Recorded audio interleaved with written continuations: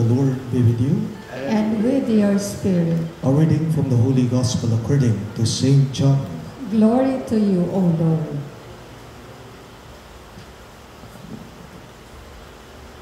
Jesus said to his disciples, I am the true vine, and my Father is the vine grower. He takes away every branch in me that does not bear fruit, and every one that does, he prunes so that it bears more fruit. You are already pruned because of the word that I spoke to you.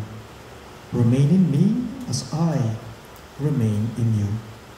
Just as a branch cannot bear fruit on its own unless it remains on the vine, so neither can you unless you remain in me. I am the vine, and you are the branches. Whoever remains in me, and I in him, will bear much fruit, because without me you can do nothing. Anyone who does not remain in me will be thrown out like a branch and wither. People will gather them and throw them into a fire, and they will be burned. If you remain in me and my words remain in you, ask for whatever you want and it will be done for you. By this is my Father glorified, that you bear much fruit and become my disciples. My dear friends, the good news of our salvation. Praise to you, Lord Jesus Christ.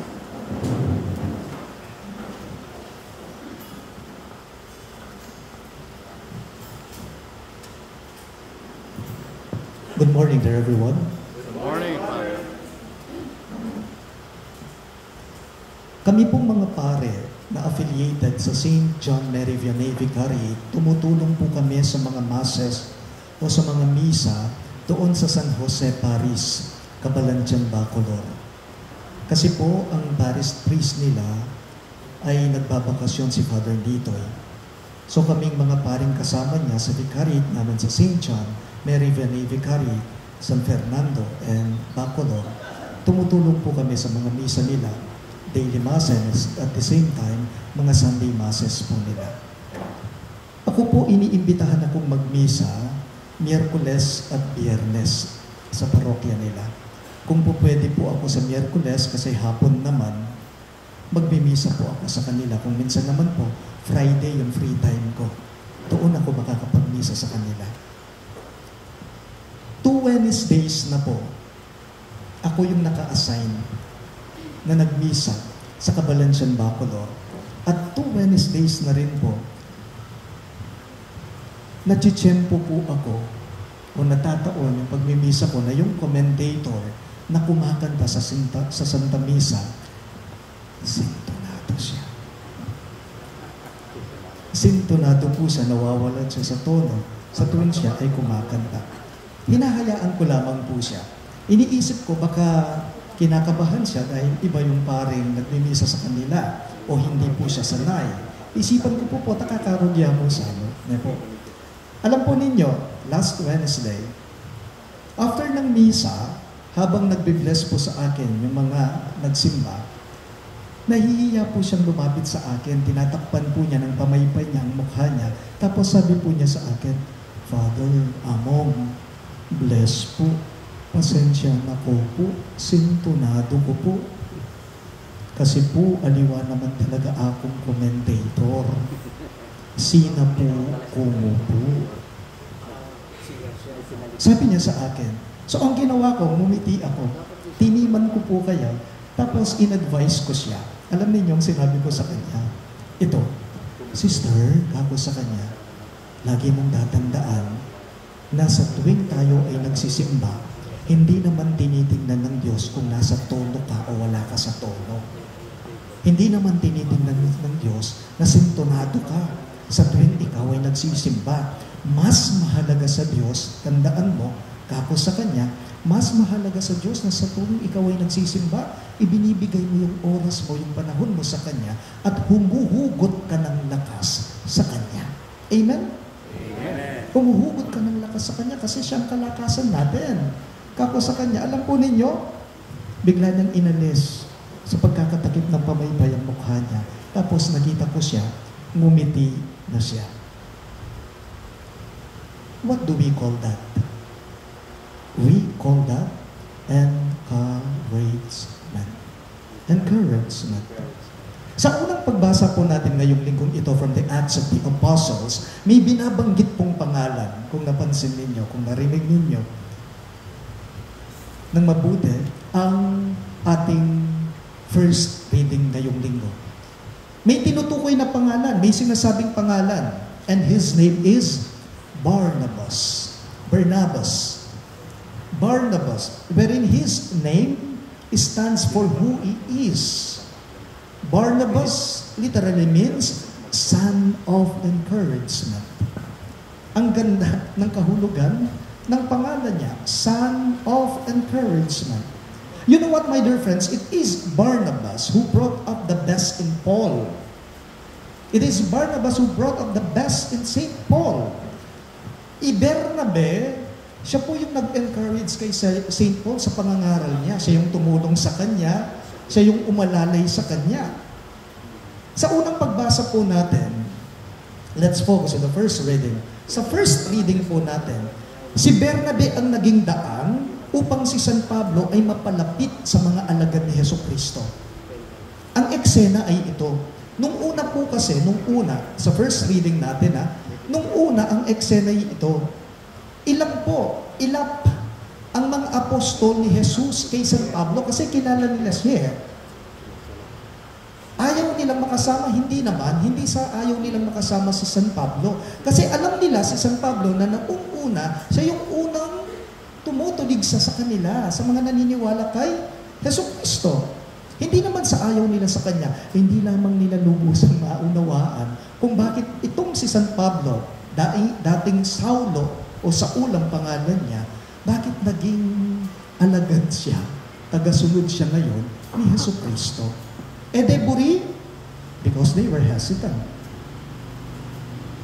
I'm sure, because Paul, who used to be Saul, was the one signing the death sentence of Christians then. But Bernabe, vouched for his integrity. Si Bernabe ang naging daan, in-encourage niya ang mga alagad ni Jesus na maniwala, pakisamahan si San Pablo. At si Bernabe din po ang naging daan, nag-encourage kay St. Paul upang mangaral sa iba't ibang mga komunidad o lugar noong panahon niya. The best in Paul came out because of Barnabas. Kaya't bagay nga naman po ang kahulugan ng pangalan niya sa kanya. Barnabas, taong magpasikanlog. Barnabas, taong manakit king makasalikot ng kayapan ng metong ataw. Marahil lahat po tayo, o halos siguro sa atin, naranasan na po natin yung sitwasyon na ang tingin ng ibang tao sa atin mababa. I'm pretty sure. Nengkay, dahil nasan tana, dahilanan tana po itang sitwasyon, nengkay pandikdik na karingaliwang tao. And somebody comes along and make you feel that you are enough. Even some people think or say that you are not good enough. Ako na lamang po, personal na karanasan ko. Pumasok po ako sa seminaryo, sa Mother of Good Counsel Seminary sa MGCS. Dito lamang po, sa Del Pilar, San Fernando. Year 2002.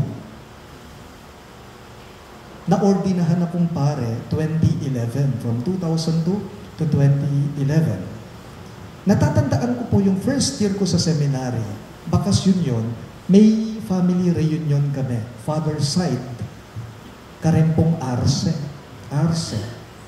sa apelyido namin, father's side. Nabalitaan po ng mga kamag-anak naming may kaya. Dalawa kasi yung mga Arce sa amin sa Sasmuan. Arseng mayayaman, kami naman ay kabilang sa mga arseng mahihirap lang. Alam po po ninyo, nung nabalitaan, yung first year ko sa seminary, nabalitaan ng mga kamag-anak namin may kaya sa buhay, na nag-aaral ako sa seminaryo, tandang-tanda ko pa, hanggang ngayon sariwa pa. Sa isip ko at puso ko, yung sinabi nila sa mga magulang ko, kasi narinig ko rin abalitan mi, sabi nila, abalitan mi, mag-aral niya pala seminaryo, inorman, wari mamulang niyo. Mituloy kaya, may sadsadya kaya, kaya ba't abalitan tamo, lumwalya mo. Sabi po nila, sila yung numero 1 kamag-anak namin na nagsabing, salbahe siya, di ba? Bakit pumasok siya? Tapos hindi man siya matatapos, tapos may kahiyahiya pag lumabas pa siya. Sabi po nila, alam niyo yung sinabi ko sa nanay ko noon, kasi nakita ko yung mukha ng nanay ko, yung aura ng pagmumukha ng nanay ko. Nalungkot po siya. Isa lang ang sinabi ko sa nanay ko, ipagdasal na lang natin sila. Kako, sa nanay ko, nandoon din ang tatay ko. Pangadita na lang mo ako. And then 2011, na-ordain po akong pare. Di po ba kapag ka na-ordinahan ang isang pare, mayroong kissing of hands after the mass. So nakapila, nakalinya yung mga tao. Nakita ko yung mga nakapila, yung mga kamag-anak. Detang miglaweng malatigay kami. Alam po ninyo, nung nakiss na yung mga palad ko ng mga kamag-anak kong ito na nagsabi noong 2002 na putanene manayari, putaluwalya mo makarinero ko, mamulang ya, ewan. Alam po ninyo yung sinabi nila sa akin, Amo, kami sina tito mo, tita mo, mga kamag-anak mo kami. Hello. Hello. Sila yung unang nagsabing dinidiscourage ako sa pagpasok sa seminaryo. Ngayon naman natapos ako sa pagkapari nun, sila ngayon nag-iba. Encouragement. Kamakailan lamang po sa isang fast food dito sa San Fernando. Dahil may oras pa ako, iniisip ko, masyado ng gabi, okay lang. Sige, kumain na lang ako sa fast food. So pumasok ako. Mayroon pong nakapila, babae, sa harapan ko. Nasa cashier na siya, sa crew. Tapos ako, mayroon pa pong nakapila, nakalinya sa likod ko. Hinihintay namin yung babae. Umu-order siya. Alam po, nung naka-order na siya, binigay nung cashier, crew ang tawag doon sa fast food, binigay na yung order niya.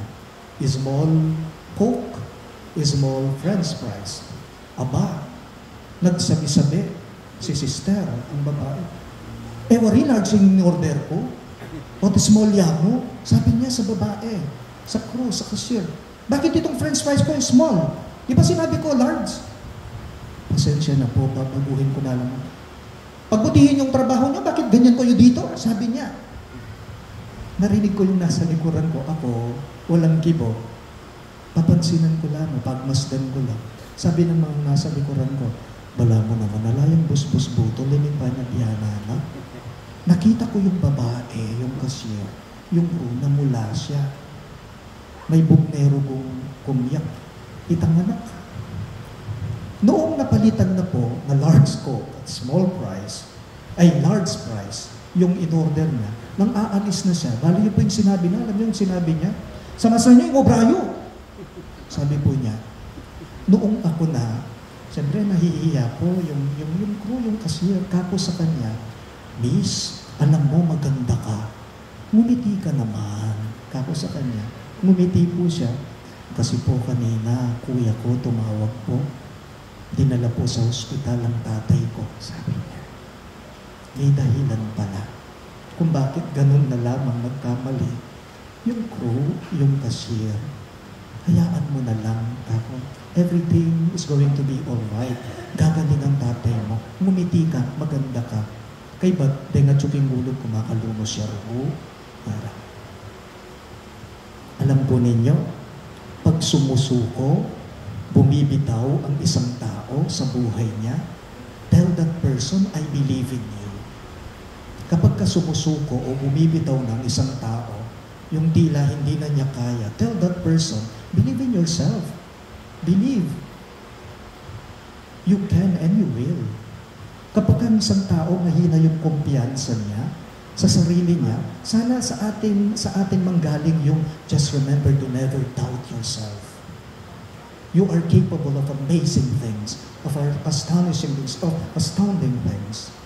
Remember, my dear friends, if we do not give encouragement, and all that comes out from our mouths are words of discouragement and criticisms, then definitely we will never bring light, joy, and goodness to others. Pagana mo po paalala lang, if a person lives with encouragement, he learns to be confident. If a person lives with encouragement, he learns to be confident. So let us all be like Barnabas, the meaning of his name, son of encouragement. May you inspire and encourage other people to believe, to grow, and to love. Amen. Please all rise.